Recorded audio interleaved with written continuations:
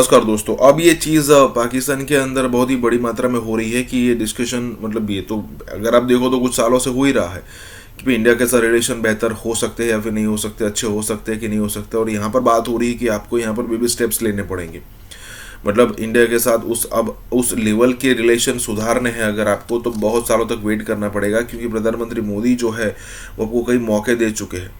एक बार तो आतंकवादी हमला हो गया, फिर भी आप पर ट्रस्ट करके आपको यहाँ पर मतलब आपके साथ जो रिलेशन था वो मेंटेन रखा था। लेकिन फिर उसके बाद हमारे जो सब्र का पारा था वो टूट गया। और उसके बाद अब जो है इंडिया मुड़ कर नहीं देखता पाकिस्तान के साथ, क्योंकि भले ही इतना पड़ोस में देश हो, भले ही हमारे कई सारे जो लोग हैं उनको रोज़गार मिल जाएगा अगर उनके साथ बिजनेस करेंगे, लेकिन फिर भी इंडिया उसकी तरफ देखना नहीं चाहता। और अगर पाकिस्तान के साइड से देखो तो पाकिस्तान को भी पता है कि भाई थोड़े थोड़े स्टेप्स लेने पड़ेंगे, क्योंकि बड़े स्टेप्स में इंडिया मानेगा नहीं। हालांकि ये भी डाउट है कि वो जो कह रहे हैं कि बेबी स्टेप्स, अब किस चीज़ में बेबी स्टेप्स लेने हैं। अगर मान लीजिए किसी ऐसी चीज़ में है तो वहाँ पर भी इंडिया मना कर देगा। बेसिकली यहाँ पर कहने का मतलब यह है कि छोटे छोटे स्टेप लेकर इंडिया के साथ कॉन्फिडेंस बिल्ड करते हैं पहले, और उसके बाद ट्रेड शुरू करेंगे, रिलेशन सुधारेंगे। इसी के साथ ये वीडियो शुरू करते हैं कि हिंदुस्तान के साथ ताल्लुकात में कुछ बेहतरी आ सकती है। पाकिस्तान इंडिया रिलेशंस, हिंदुस्तान के साथ ताल्लुकात में बेहतरी के इकदाम वहाँ भी आपको जिसे कहते हैं ना बेबी स्टेप से काम शुरू करना पड़ेगा, आहिस्ता आहिस्ता चलना पड़ेगा। क्योंकि इस वक्त जो हुकूमत है भारत में, मुझे ये लगता है कि वो ये समझती है कि अगर पाकिस्तान पे दबाव बनाए रखा उन्होंने तो पाकिस्तान जो है वो प्रेशर में आ जाएगा और बहुत सारे कंसेशन हम पाकिस्तान से ले सकेंगे और पाकिस्तान को मजबूर कर देंगे एक ऐसे मुकाम पे जाके जहाँ पाकिस्तान के पास मजीद कोई ऑप्शन ना रहे। मसला ये कि हमारे हलीफ ममालिक की तादाद भी कम होती जा रही है। एक जमाने में सऊदी अरब आपका बहुत बड़ा हलीफ था, वो नहीं रहा। ईरान साथ पे ताल्लुकात कशीदा हैं, अब तुर्की तक से ताल्लुकात में कशीदगी आ रही है, अमेरिका से तो है ही कशीदा। तो मुझे ये लगता है कि आपके हमारे ऑप्शंस कम होते जा रहे हैं। हमें खारजिया पॉलिसी पे, हमें अपनी जो हमारी माशी पॉलिसीज हैं उन पे काम करना पड़ेगा। और ये जो बार बार हम क्या 28 दफ़ा ले चुके हैं IMF से बेल आउट पैकेजेस देते हैं, और इस तरह जो कहते हैं फायर फाइटिंग करते हैं, हर मसला खड़ा हो जाए उसको फिर आग बुझाने, फिर अगली आग तक देखा जाएगा। तो उसको छोड़ के जिस तरह साहब ने कहा था कि हमारी तो कोई पॉलिसी नहीं, सिर्फ खारजा पॉलिसी नहीं, कोई पॉलिसी नहीं है। हमें पॉलिसीज बनानी पड़ेगी, डॉक्टर पॉलिसीज बनानी पड़ेगी और उन पे काम करना पड़ेगा।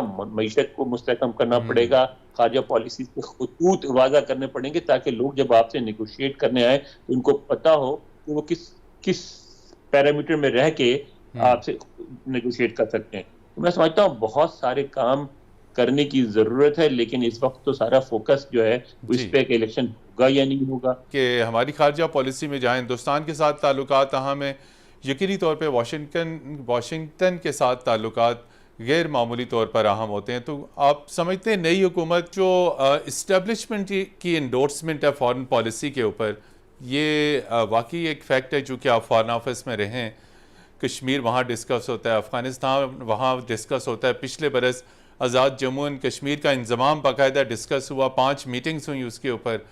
तो ये जब सारी चीज़ें खारजा पॉलिसी की, जैसे कि डॉक्टर हुमा बकाई साहबा कह रही हैं कि ये जब मिलिट्री ओनरशिप होती है तो तब चीज़ें आगे बढ़ती हैं। डॉक्टर हुमा बकाई साहब ने जो मुख्तसरन जायज़ा लिया है, मैं उससे इत्तेफाक करता हूँ।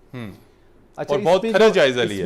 इसमें जो इस्टेब्लिशमेंट का रोल है, या जो हमारी मिलिट्री का, आर्मी का, चीफ ऑफ आर्मी स्टाफ का, हमारी इंटेलिजेंस एजेंसीज का, उसको ये है कि आप ये नहीं कह सकते कि 100% जो है वो फॉरेन पॉलिसी उधर से ही चलाई जाती है, फौज ही फॉरेन पॉलिसी बनाती है, फौज ही फॉरेन पॉलिसी चलाती है।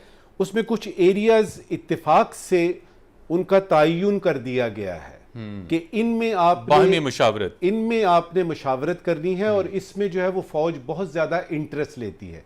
मिसाल के तौर पे जब न्यूक्लियर मामलात की बारी आएगी तो उसमें फौज का ये कहना है कि उसमें उनको शामिल किया जाए। उसके बाद आता है आपका हिंदुस्तान से ताल्लुकात, वॉशिंगटन से, अमेरिका से ताल्लुकात। ये जो CPEC वगैरह का कोई बड़ा इकोनॉमिक प्रोजेक्ट है तो उसमें अफगानिस्तान खास तौर पे। इसके अलावा अगर आप कहें कि जो मिलिट्री इस्टेब्लिशमेंट है या जो फौज है वो ये भी जानना चाहती है कि अफ्रीका में क्या पॉलिसी है पाकिस्तान की, लैटिन अमेरिका में क्या है, साउथ ईस्ट एशिया में क्या है, फिलीपींस से कैसे ताल्लुकात होने चाहिए, या फॉर दैट मैटर ये जो आपका पूरा का पूरा ग्लोब है, इसमें से सिर्फ 4-5 मुल्क निकाल दीजिए जिनके बारे में कि फौज का जो हमें प्रैक्टिस नजर आ रही है कि उसमें, और उसमें भी मैंने ये देखा है, यानी 35 साल हम इस दश्त की यानी सहरा नवर्दी की है हमने, कि उसमें बहुत ज्यादा हद तक वो कोशिश करते हैं कि एक मिल के बात हो, एक ऐसा कंसेंसस डेवलप हो जिसमें कि जब भी हमने कुछ करना है, मिसाल के तौर पे अफगानिस्तान पे हमला होता है, इराक को ज़ाया कर दिया जाता है, शाम में क्या हो रहा है, उसमें यह है कि फौज बाकायदा तौर पे उसमें शामिल है फॉरेन पॉलिसी के प्रोसेस में, लेकिन इसमें कुछ और स्टेक होल्डर्स भी हैं। मैं आपको यहां पे ये बताता चलूं कि हमारे जो थिंक टैंक्स हैं जी, जो जिस तरह हुमा बुकाई साहबा हैं, यानी वो लोगों उनके हम बाकायदा पढ़े जाते हैं, मकाले लिखे हैं, मज़ामीन लिखे हैं, अखबारात हैं, आपका इलेक्ट्रॉनिक मीडिया है, आपका मतीन हैदर है, ये सारे लोग जो लिखते हैं उनको कोलेट किया जाता है, फिर आपके 100 से ज्यादा मिशंस अब्रॉड हैं, उनसे आप इंफॉर्मेशन लेते हैं, इनपुट लेते हैं, केबल्स भी आती हैं।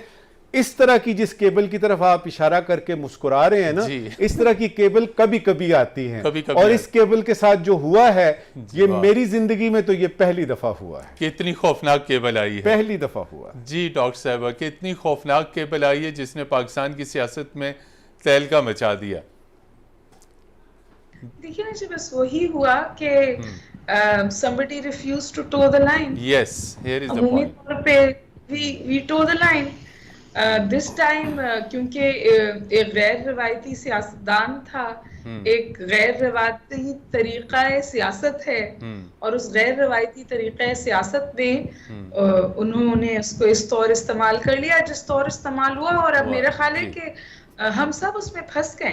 मुझे लगता है वो जरूरी है, वो मैं कहना चाहती हूँ कि हमारे और अमेरिका के जो ताल्लुकात है ना, उसमें इस तरह के मसला पहली दफा नहीं हुआ है। हमारे यहाँ सलाला भी हुआ है, हमारे यहाँ उसामा बिन लादेन भी हुआ है, और फिर जब जरूरतें पड़ती हैं, कन्वर्जेंस होती है, तो वी मूव ऑन। तो मुझसे बहुत दफा लोगों ने बाहर की टेलीविजन पे और यूएस से भी लोगों ने कहा कि is this something which is going to fracture the relationship. I think no, it's not going to fracture the relationship. जो हमारी relationship की thematics हैं कि हम utility partner हैं, हम tactical partner हैं, हम ज़रूरत के वक्त कल्टिवेट किए जाते हैं, हम नॉन नेटो अलाय हैं, हम मोस्ट अलाइड अलाय हैं, हम मोस्ट सैंक्शनड अलाय हैं, और हम मोस्ट बॉम्ब्ड अलाय हैं। ये हमारी हकीकत है 70 सालों की पाकिस्तान जी डॉक्टर साहब। अनवर इकबाल साहब, डॉक्टर उमा बकाई और एम्बेसडर नजमुल साकिब साहब इस बात पर कायल हैं कि वाशिंगटन का अभी भी दबाव है पाकिस्तान की खारजा पॉलिसी के ऊपर।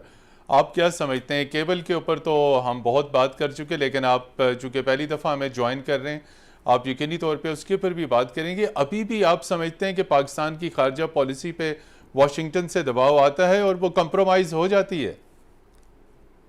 यानी मतीन, हम बहुत आइडियलिस्टिक बातें करते हैं कि दबाव आता है, कॉम्प्रोमाइज हो जाती। कौन सा ऐसा मुल्क है जिस पे दबाव नहीं आता? कौन सा ऐसा मुल्क है जो कॉम्प्रोमाइज नहीं करता? इवन अमेरिका को करना पड़ता है। अमेरिका ने नहीं किया आपके न्यूक्लियर प्रोग्राम के मौके पर। जब अफगानिस्तान में उनको आपकी जरूरत थी, उस वक्त उनको क्या, वो अमेरिकी बिल्कुल बच्चे हैं, उनको नहीं पता था कि आप न्यूक्लियर वेपन प्रोग्राम पे काम कर रहे हैं, आप बनाने के करीब पहुंच गए। पता था, लेकिन उनके इंटरेस्ट ऐसे थे कि उन्होंने कॉम्प्रोमाइज किया।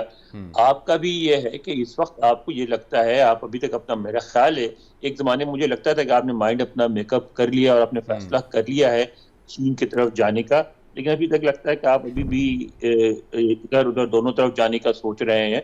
तो फिर भी अब आपको ये लगता है कि क्योंकि आपके मफादात अमेरिका से उस तरह इतने मजबूत मफादात वाबस्ता नहीं है जैसे पहले थे, तो इसलिए आप भी और ऑप्शन की तरफ देखते हैं।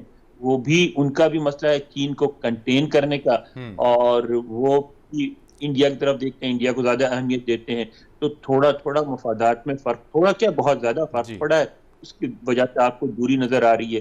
अब भी आपके लिए एक गेम ओपन है, अगर आप खेलना चाहें, जो कि आप नहीं खेलेंगे, जाहिर है खेलना चाहिए भी नहीं। तो यह है कि अगर आप गिलगित बल्तिस्तान को उसी तरह इस्तेमाल करने दें जिस तरह केपी और बलूचिस्तान हुए थे किसी ज़माने में अफगानिस्तान के लिए, और वहाँ से बंदे के जाएं सिंकियांग में और वहाँ जाके लड़ें, तो आपको फिर आप बहुत ही अहम हो जाएंगे, अलाई हो जाएंगे आप, वो तो कोई मसला नहीं है।